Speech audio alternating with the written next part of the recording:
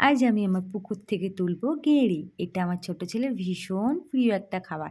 আমি তো কোনোদিন খাইনি এবং এখনো পর্যন্ত খাই না। এমনকি রান্না করতেও জানতাম না।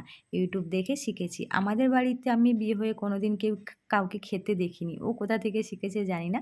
তবে ওর জন্য এখন বাড়িতে প্রায় করা হয়।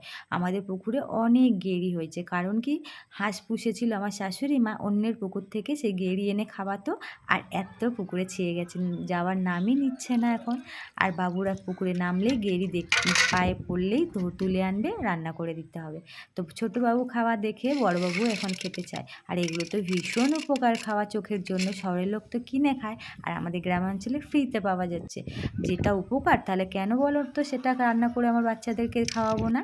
এতে কোনো ঘেন্নার কোনো বিষয় নেই। আমি খাই না তো কী হয়েছে? এটা তো খাওয়া ভীষণ উপকার, আর বাচ্চারা খেতে চায় তাই আমি বানিয়ে দিই।